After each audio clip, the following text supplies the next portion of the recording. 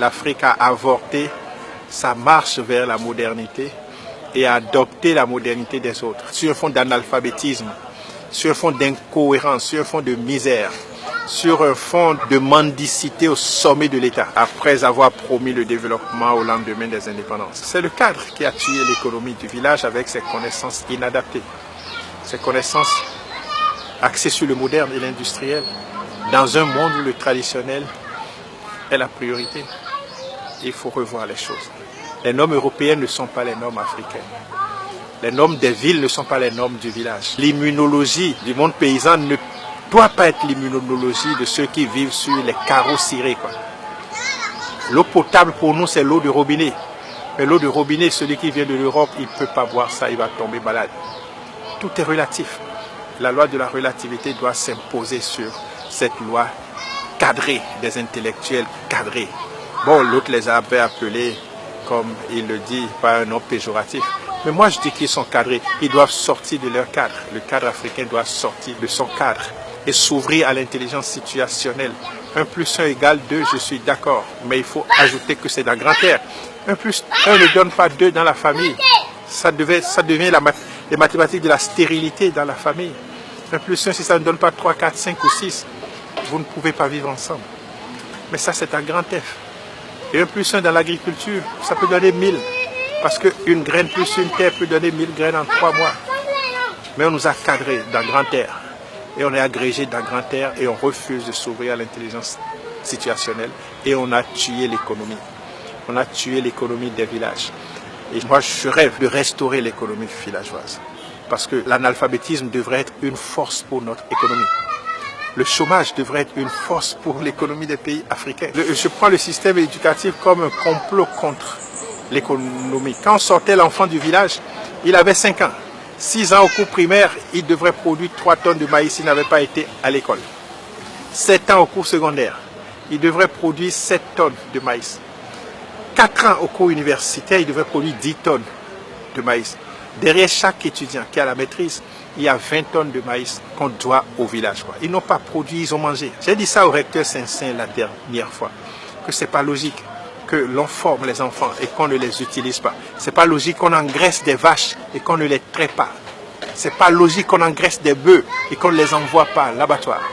Ce n'est pas logique qu'on arrose des palmeraies et qu'on les délaisse à la floraison. Je dis, il y a un problème. Avant les indépendances, il n'y avait pas la pauvreté dans les sociétés africaines. Il n'y avait pas le chômage non plus. Après les indépendances, les cadres sont partis du développement comme objectif, mais ils nous ont amenés à la pauvreté et au chômage.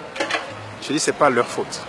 C'est parce que la formation des cadres africains n'a jamais répondu à un besoin africain de formation des cadres. Elle a toujours été intégrée à un besoin colonial qui voulait mieux gérer la post-colonisation. Et tous les États africains, après les indépendances, ont mis en place un système d'administration, de grugeage et de braquage, quoi. Les premiers grugeurs sont les États. Ils grugent les fonctionnaires en leur payant un mauvais salaire. Le salaire d'un Béninois ne peut pas lui suffire pour vivre 10 jours. Mais il doit travailler 30 jours et avoir des congés. C'est ça qui est grave.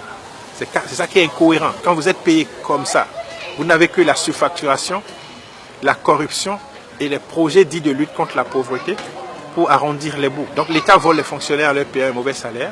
Les fonctionnaires volent l'État, pas la surfacturation, la corruption et les projets dits de lutte contre la pauvreté, mais qui au fait ne luttent que contre la pauvreté des cadres. Les deux se mettent ensemble pour gruger les paysans en achetant moins cher leur production. Le coton, le poulet, le cabri n'ont jamais été achetés à leur prix coûtant. Le paysan, à son tour, il gruge la terre en tirant de la terre toute sa production sans rien donner à la terre.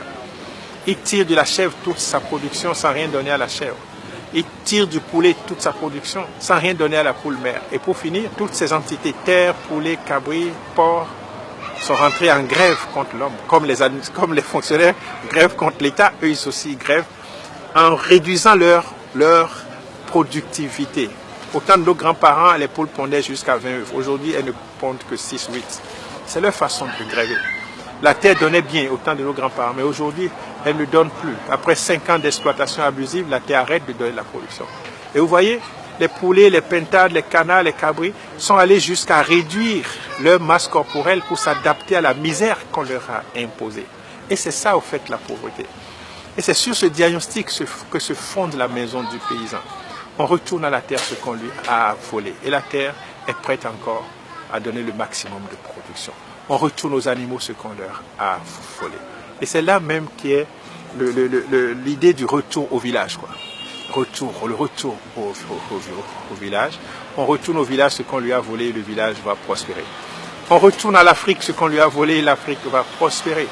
Donc il faut un mea culpa de la part de tous ces ordres incriminés qui permettent de restaurer la vie et de restaurer les économies des villages. Le chômage dans un pays comme le Bénin, c'est une honte. C'est une démission, puisque ça profite aux politiciens.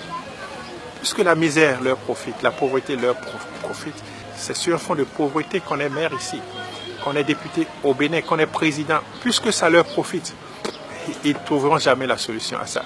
Mais ils doivent savoir, un peuple qu'on opprime ne gémira pas toujours en vain. Il arrivera un moment où les bâtons feront taire les canons. Ça viendra un jour, avec nous ou sans nous.